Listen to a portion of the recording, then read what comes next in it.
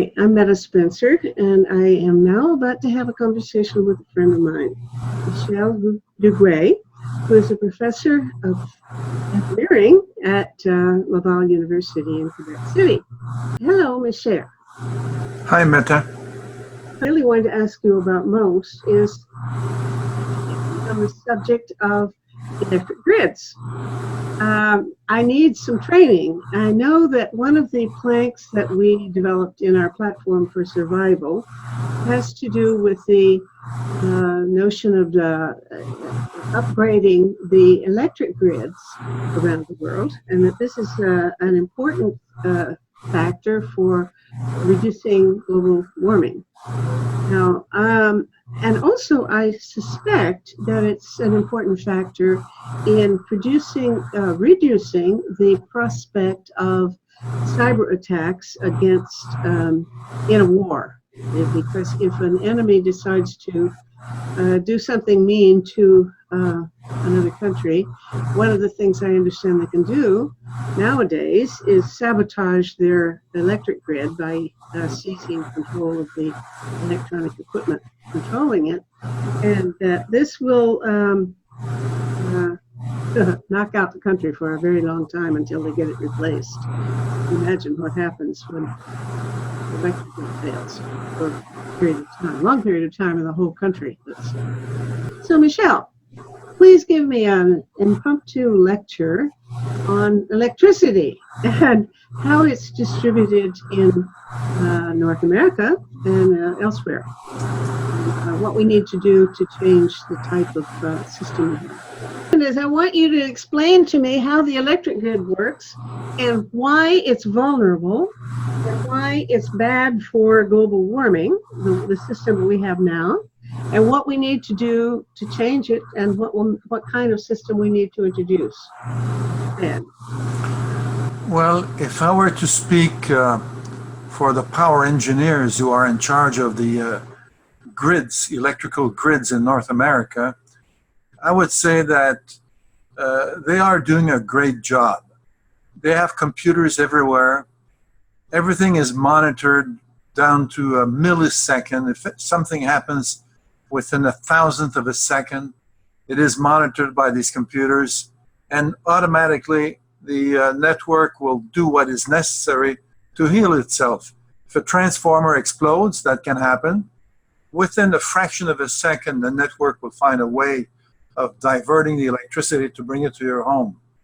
So I would say that from the point of view of the electrical companies in North America, everything is going very well.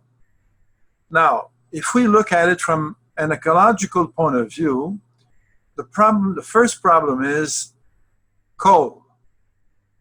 Trump has insisted on protecting the coal industry, eliminating some limitations that Obama had voted to make coal cleaner. When coal is burnt, there could be scrubbers that would take out the ashes and also some of the toxic gases. And Trump has discarded all of that. Trump wants the coal people to burn as much coal as they want and not be bothered with regulation. Mm-hmm. So this is very bad for the atmosphere. And almost every nation in the world is criticizing Trump for what he's doing with the coal burning. Now, the light on the horizon with respect to coal is the fact that the cheapest way to make electricity nowadays is with natural gas. And with these new techniques of extracting natural gas from the rocks underneath, like they do in Pennsylvania and especially in Texas, that there is virtually an almost unlimited supply of natural gas that can burn without producing ashes, and it produces about half as much or even less carbon dioxide than coal burning. So the picture from the point of view of natural gas is very good, but the problem is that the population keeps expanding, it keeps consuming more electricity, so you have to burn more natural gas to make electricity. You burden the atmosphere with carbon dioxide, and then you risk seeing climate change. You know, I remember even Obama when he was giving his stump speeches before he became president. I remember he said, "You can't tell me that we can't make clean coal." Well, I thought, well, I can tell you that. It may be, I don't know what's true, but is it true that it's possible to capture the carbon emissions that are produced when coal is burned for energy, and that you could make not the coal itself clean, but the emissions clean at some price, high price? Yes, there are techniques for taking the carbon out, taking the CO2 out of the fumes that come out of thermal power plants. But if you take out the carbon dioxide, you have to place it someplace. Now, it so happens that some countries, not all, just a few countries in some places have underground caves which are empty. They used to have natural gas which has been pumped out, and now they store the carbon dioxide in these underground caves. But not every country has these convenient caves, and these caves will get filled up, and pretty soon you'll have to look for something else. Do they pump it in? Excuse me, but I'm trying to imagine how they do that. Do they capture it in, plastic bags or something before, or do they just squirt the exhaust into the cave and hope that there's no leakage to the outside? Well, that's it. Your last sentence. The simplest way is to pump it, and with pipelines to guide it, send it to these caves, and pump it under pressure in these caves. But when the caves are full, you have to go someplace else. Mm-hmm. You have enough room in your cellar to take the carbon dioxide. Mm-hmm. Do you? Well, I don't have a cellar, so I don't have any place to put it. We could try to pour it down the bathtubs from the hole, but I don't have any place else to pour it. So, okay, let's assume that this is not a practical thing for many purposes, and I understand it costs quite a bit anyway. Well, you know that life scientists are busy now modifying genes of plants and trees. They do that at Laval University. They're modifying the genome of trees, and the hope is that you'll make more trees that can grow very fast, and you can sequester the carbon by just using the wood to make buildings and walkways and whatever, and not burning coal, not burning wood, but keeping it in structures. Yes. I'll be eating tonight in a building which is 9 stories tall. It's all made of wood. Really? Ah. Modern wood. Uh-huh. 9 stories high. A friend of mine is a sustainable architect called Assets, and he is arguing very strongly for the notion of building houses of wood again. And I said to him, "What are you talking about? Wood burns. You're going to build a high rise and expect me to go in there? I'd be afraid." Explained to me that they do something like put together chunks of wood, glue them together so as to take smaller pieces and make one great big thing.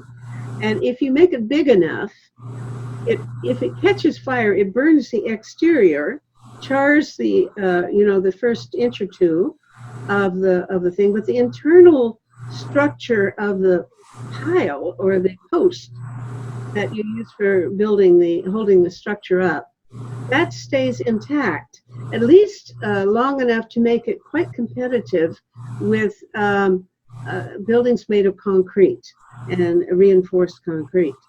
So he allayed some of my anxiety about the idea of making tall buildings out of wood.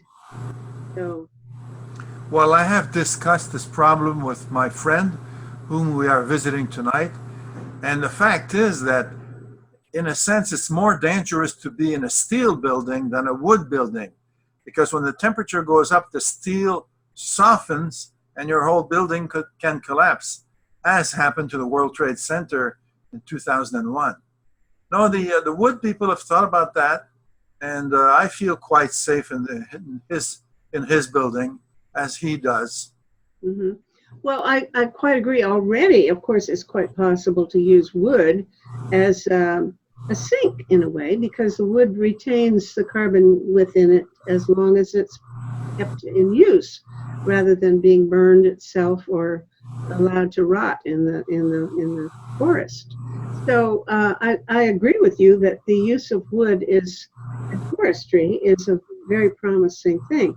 But I must say I'm not uh, through with the question about carbon capture and sequestration, because one of the talk shows I did a while back was about that very question. I talked to Adele Buckley and another young woman, an engineer, about that, and they agreed that having systems such as sucking the carbon directly out of the atmosphere and putting it away was not a very practical thing, but that it is practical to do something like capture the carbon coming out of a smokestack or some other place where you're right close to the location of the carbon emissions, and that makes a certain amount of economic sense, that you can turn that CO2 into something useful by way of fuel. Your opinion about that? Well, I agree with Adele Buckley. Let's take the first proposal to take the carbon dioxide directly out of the atmosphere and try to do something useful with it. Well, I doubt that you can beat trees. Trees have been evolving for a couple of 100 million years, and they do a great job. And the life scientists now think they can take genes from trees that grow very fast and insert them in other trees. So I think you cannot beat the life scientists with respect to this fashion, this mode of doing things, taking the carbon dioxide out of the atmosphere. And all you have to do is plant a tree. You know, a young kid, 15 years old, can plant about 200 trees in a day. So you're not going to beat nature and the kid who's planting trees with your industry and enormous construction. Now, going now to the second method of taking the carbon dioxide from the smokestack, yes, I can see there a possibility. There is a possibility, but it needs a lot of research. In order to deploy it would take a very long time. Most people like me believe in windmills and solar cells. The Wall Street is investing a couple of $100 billion a year in the wind industry and in the solar industry, and they seem to be on a path to win. Some countries think, I think it's Germany or some other, they think they can satisfy most of their needs with wind turbines and solar cells by 2050. Now that's pretty fast. Okay, but now there are two answers I'd like to make, or questions pursue. One has to do with the fact that, in fact, there is already a campaign. We don't have to wait for the geneticists to change the nature of trees. There's a campaign underway to plant 1 trillion trees within the next few years. And some countries are undertaking to do that. As a matter of fact, Justin Trudeau has just made a pledge that under his new government, Canada will plant 2 billion additional trees.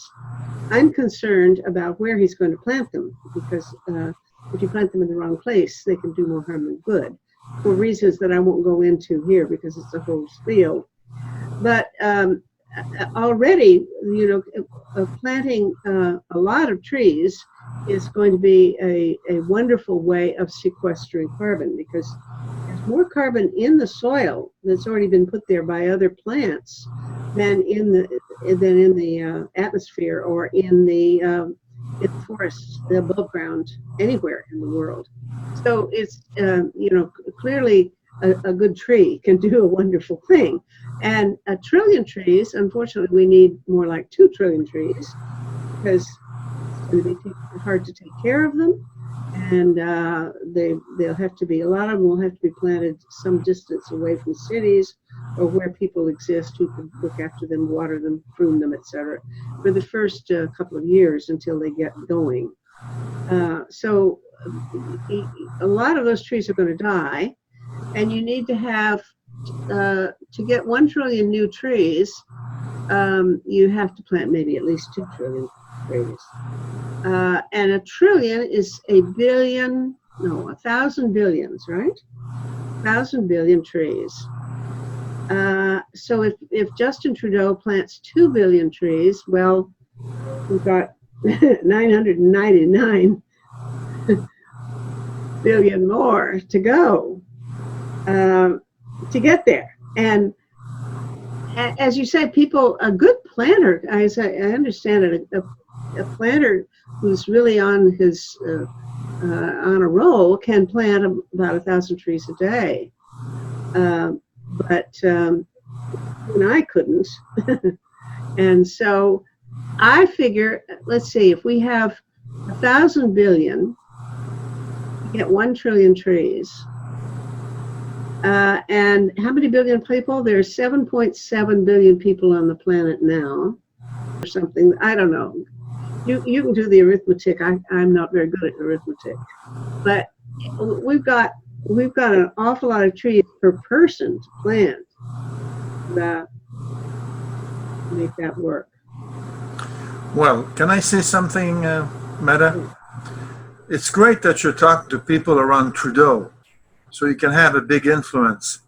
However, you should have your people come up to Laval University and talk to our former vice president by the name of Eric Bose.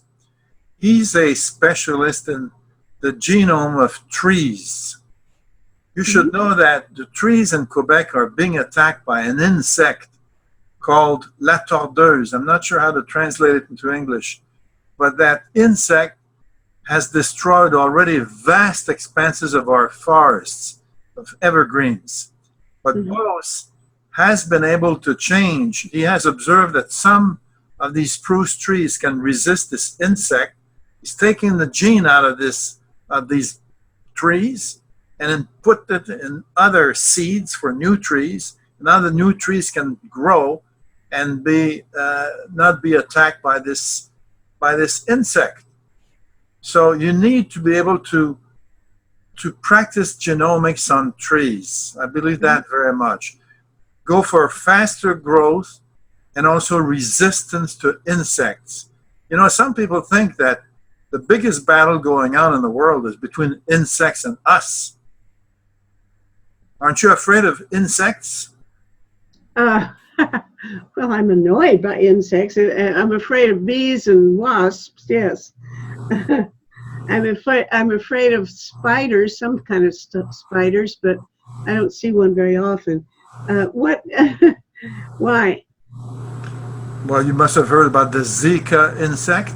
Yeah, it's called Zika virus. I'm afraid of a mosquito, yes. No, but the Zika is terrible.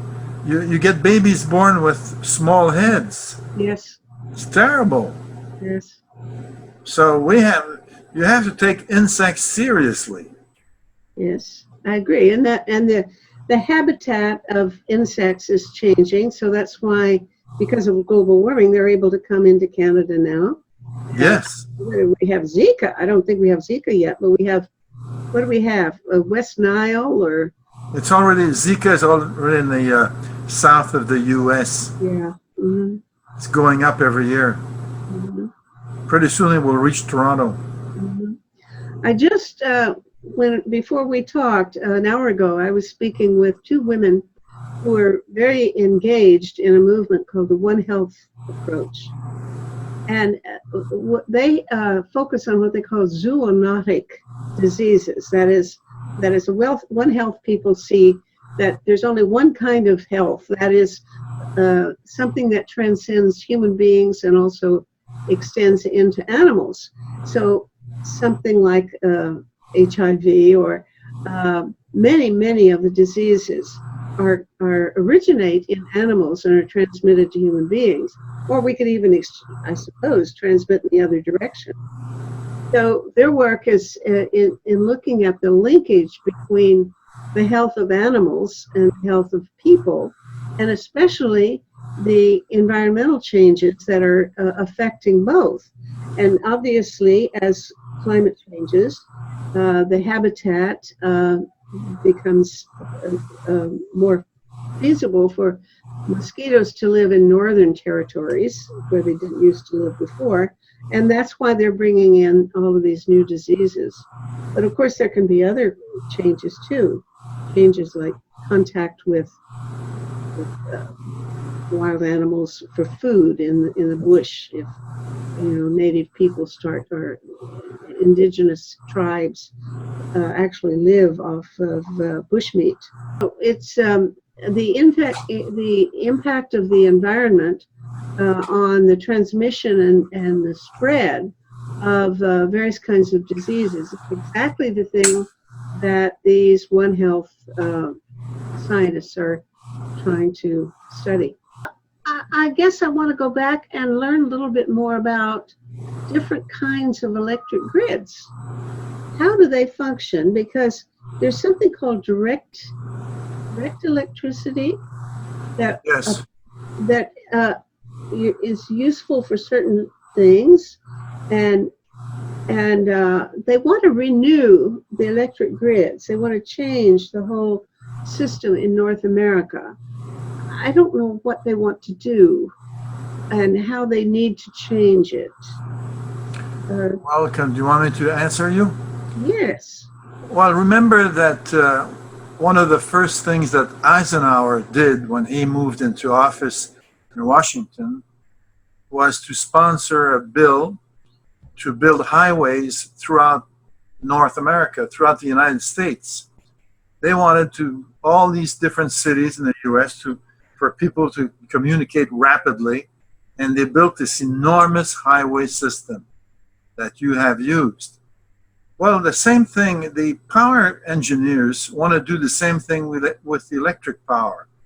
They want people in California to buy power from Texas, from the state of Washington, from anywhere, using better highways for electricity.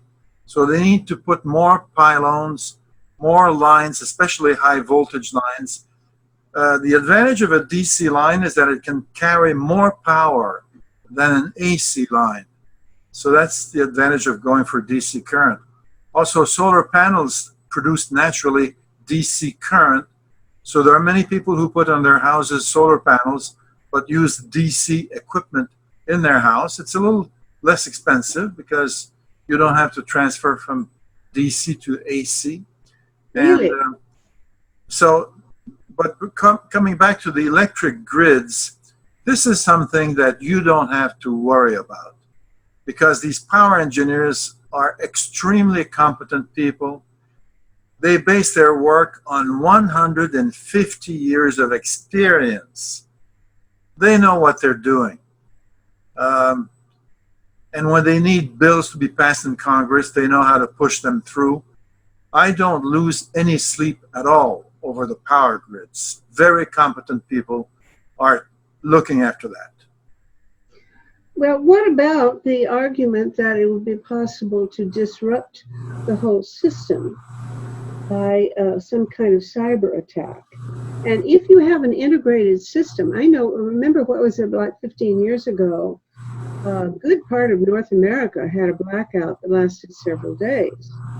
You remember that? I remember it well.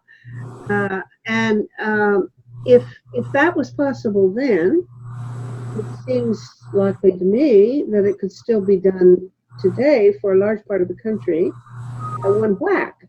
And that anybody who gets control of the electronic, the computers that control the whole system could really mess it up in a way that... Yeah. Well, the power engineers responded to this new threat that happened naturally back, some 10 years ago or so. And what they have now as a protection is what they call islanding. Normally the whole power grid is integrated. Everywhere it's all connected. If one company, let's say California has a problem with electricity, the other companies around will just cut off their connections with California. They'll tell California, well, forget about the electric power. solve your problems and we'll get back into connection. So this is a method they call islanding. You separate your system. Hydro-Quebec has always been like this.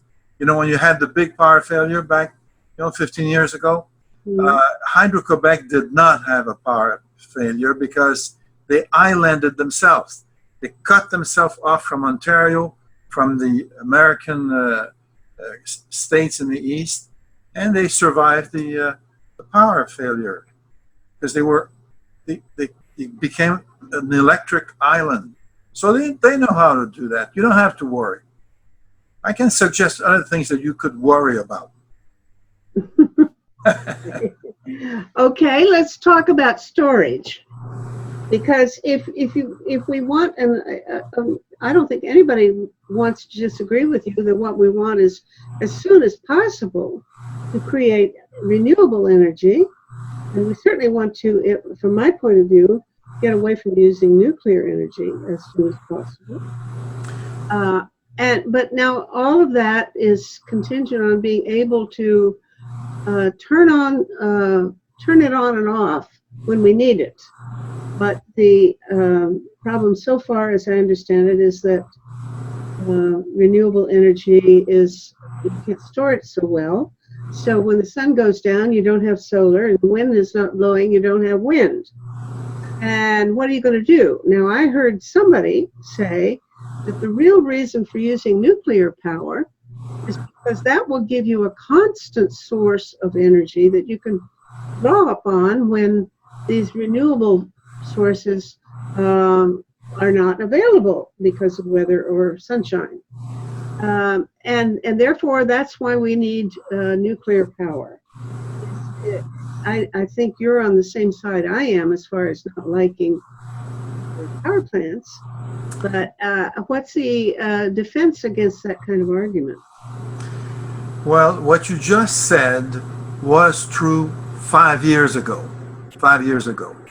It is no longer true. If you look at the cars rolling in the streets, there are many electric cars. They have stored electric power in their batteries. The power companies are also buying the same batteries to have backup electricity in case of a failure or something. It's only a question of time before a whole lot of grid power can be stored economically in the types of batteries that are used for electric cars. In addition, Elon Musk already 5 or 10 years ago proposed that his electric cars, could be connected virtually all the time. As you know, your car most of the time is not moving. Your car is parked someplace, and where it's parked, it could be connected to the grid. If the grid needs more power, it could take it out of your battery and use it, and then you can put it back from the network into your battery so you can drive home. So there's going to be this interconnection between electric cars and power grids, and you won't have the type of problem that the nuclear people are telling us exists. That was true 5 years ago, no longer today. There's no problem with storage. The problem is being addressed successfully. I can suggest other topics for you to worry about. Okay. Yeah, like what? Well, you said it at your symposium on May 31st last year, and other people reinforced it. We are spending too much money on arms, especially nuclear armaments. Imagine in the U.S. the defense budget of $740 billion. Do you have an idea of the magnitude of such a budget? And at the same time, the U.S. budget is in deficit to the tune of almost $1,000 billion under Trump. Mm-hmm. So, there's too much money, too much good intelligence being wasted on weapons. We need to have a major mindset change. Mm-hmm. And your symposium last May was going in the right direction. All these problems, we have to solve them together. You cannot have 6 separate groups, separately solving 6 major problems. Everybody has to work together. Talk about how we can oppose nuclear weapons, and that is certainly something that I spend a lot of time thinking about, and I guess you do too. So far, it looks like we're making some progress in getting most of the world to sign on to the nuclear ban treaty, which is called the Treaty on the Prohibition of Nuclear Weapons. How many by now signatures? And when they get to 50 ratifications, then it becomes international law. Yes. Yeah. So, but of course, enforcing that law on countries that already have nuclear weapons and who refuse to sign the treaty is another matter. And how to do that is really, I think, a challenge. Well, let me say something about that, okay? You have at the University of Toronto a professor by the name of Randall Hansen. He is in political science. He wrote a book that quickly became a bestseller called Fire and Fury, The Allied Bombing of Germany, 1942-1945. This is an excellent book which explains the kind of bombing that went on in World War II. Now, this decision to carry out what's called area bombing or carpet bombing, dropping tens of thousands of bombs, incendiary bombs too, on a city like Hamburg and destroying it through fire. The decision to do this kind of stuff was not taken in 1945 before Hiroshima. It was taken in England in 1940, 5 years before the end of the war. There were people there who decided, you see, they did not have the accuracy. They would have liked to destroy just the military targets, but the bombers coming at night with cloud coverage and all kinds of stuff, they were dropping the bombs miles off from the targets. So that's why they decided to do carpet bombing. You know, it's much easier to find a city than to find a factory that's manufacturing weapons. So the British went that way, and they did it in an excessive way. The Americans, who were bombing at night, went for what they call precision bombing, and they did hit factories for ball bearings, for oil production, and all kinds of stuff. And Hansen's analysis of the bombing in World War II is that the Americans did the right thing with precision bombing, and the British basically paved the way for Hiroshima and Nagasaki. So this is the point I will make in my next article, is that the world did not change. The mindset did not change in 1945. It had changed already in 1940. So what you know, you have to understand, if you want to modify the future, you have to understand history. One thing that's good about the Quebec television is that they have a lot of movies on World War I and World War II. Lots of documentaries. So I must have seen something like 25 documentaries on World Wars I and II, and even the interwar period on the Quebec television. So Quebec television has been good at teaching people the history of war, at least in Europe. But they also covered Vietnam, actually.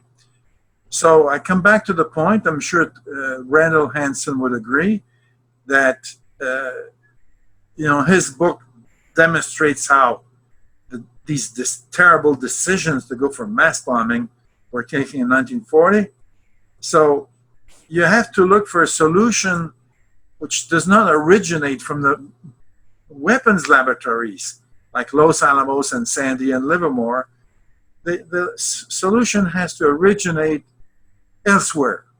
And I recommend universities like the University of Toronto to look for a solution.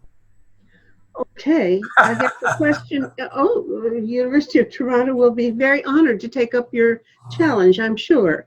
Well, In you have already, because UFT is so active in the peace movement. It ranks not quite as well. Stanford University, Princeton University, some American universities are more advanced, but still, UFT, as far as I know, is only the only one with Simon Fraser in Canada that has a big, a lot of activities around the peace movement. We have none here at Laval, none.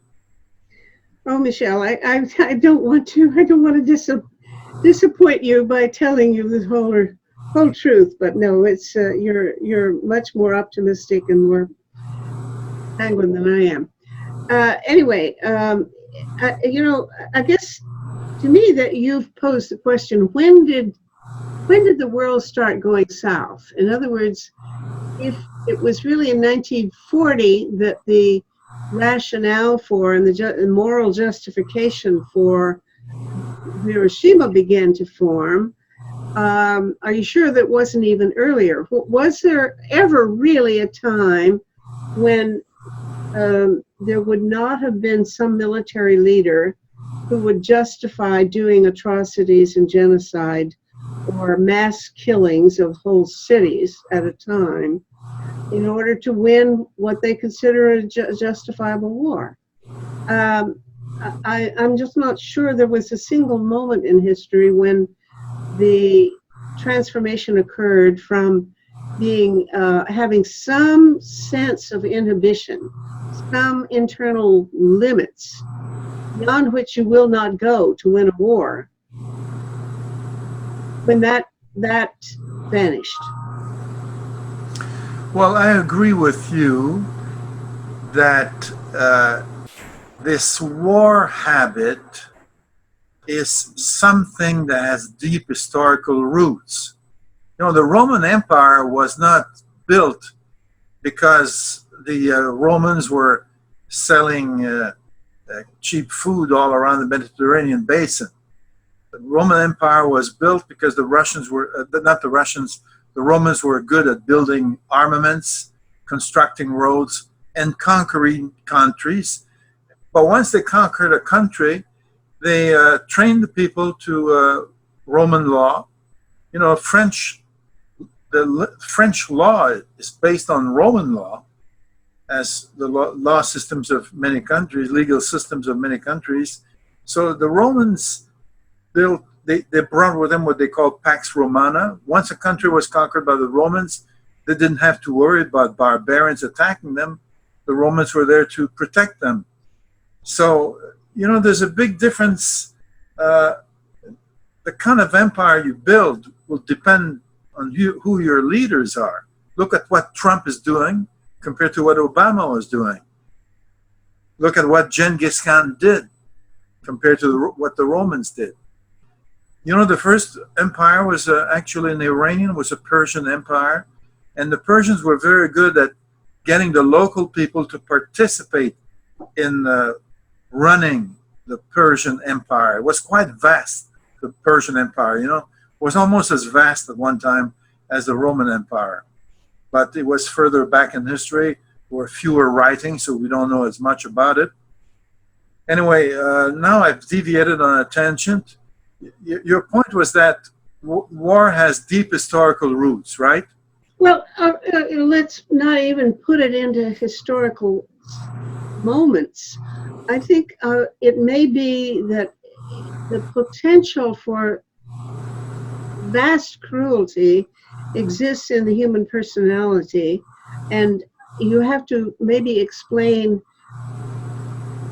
the intermittent occasions when some inhibition arises that keeps us from feeling free to go ahead and do the worst things that we may feel inclined to do. That's a very pessimistic and gloomy picture of human nature. But if you look, I mean, you mentioned Genghis Khan. I mean, the man had absolutely no inhibitions whatever. He had no scruples whatever about slaughtering anybody and everybody. There was nothing to keep him in check.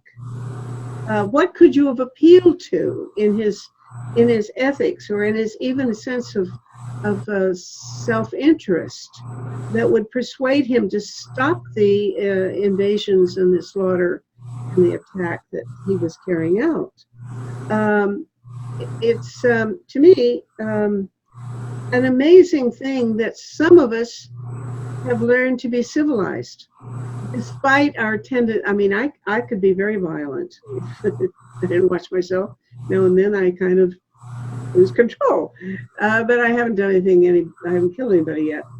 But I could, you know. I can imagine easily being in a situation where I would resort to actual murder. So I know that I have the capacity for terrible crimes and terrible atrocities, and I think everybody does. So, in a way, the magic, the wonder is that we've managed to inhibit it and civilize it and keep it suppressed enough so that we can channel our energies in more productive ways. I'm sorry to say, it's not my only point of view, but some days I look at the world that way. I see human nature as in that dark perspective. Well, you know, the genetic combination you get makes a big difference. Nicholas Christakis, who's a professor at Yale University, he's a social scientist like you. And he's written a book that has a lot to do with genetics. And he says that basically most of us, probably 99% of us, through our genetic heritage, we are peace-oriented. You know, when you go to your shopping mall in Toronto, most people are behaving peacefully. Every once in a while, maybe once a year, some young person walks in there and starts shooting people. But the overwhelming majority of people work together and have fun together besides. So it's only a handful that are taken to use arms to get their will, as Hitler did. You know, right now on the Quebec television, they have the history of Germany from 1918 to 1945 in 15 one-hour documentaries. We're seeing the life of Adolf Hitler, sometimes month by month. So you get to understand Adolf Hitler and the people surrounding him. You know, basically, what happened in Germany is that a bunch of criminals got hold of power. And the Allies, as you know very well, made a very big mistake with the Versailles Treaty. Very big mistake. So the majority of the Germans wanted the revenge over the Versailles Treaty. And you know what happened in World War II? That's another example of how we have not treated, you know, until I read Hanson's book, I kind of thought that the World War II, from the Allied point of view, was just nothing but an epic, beautiful epic that you tell your children and grandchildren. Well, when you read Hanson's book, you become a little more realistic. You know, in the bombing of Hamburg in July 1943, they killed 40,000 people, mostly through burning, and destroyed practically half the city. 40,000 people, and these were, the most part, civilians. The soldiers were out on the East Front and elsewhere. 40,000 civilians. The Allies killed 500,000 civilians in World War II in Germany. I have no doubt about it. Yes.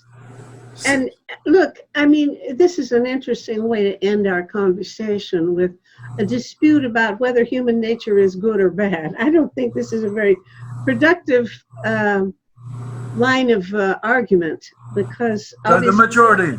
We have the capacity for all kinds of things, both saintliness and evil, enormous evil. Yeah, but we have a democracy, majority rules, and the majority of people are peaceful, are oriented towards cooperation and peaceful behavior. So a book like Christakis, you know, he became a bestseller in no time at all. Nicholas Christakis. Does he attribute violence to the lack of democracy? I think you can make fairly good case that democracy, at least democratic countries, don't go to war against each other. That's pretty well documented and holds up consistently. But democratic countries do go to war against autocracies and dictatorships and so on. So we do have the potential, even in a democracy, for violence, and you've just shown it that the Western countries bombed the Germans Well, and the civilians. I'm going to have to go now I because know of you do. social obligations. Yes, I know you So do. thank you, Metta, for the interview. It's been a very good conversation, but let's finish it another time, shall we? Okay. Yes. All right. Thank you. Okay. Bye Bye-bye. bye. This conversation is one of the weekly series Talk About Saving the World, produced by Peace Magazine and Project Save the World. Please visit our website at tosavetheworld.ca, where you can sign the Platform for Survival, a list of 25 public policy proposals that, if enacted, would greatly reduce the risk of 6 global threats to humankind. Come back next week for another discussion of a serious global issue.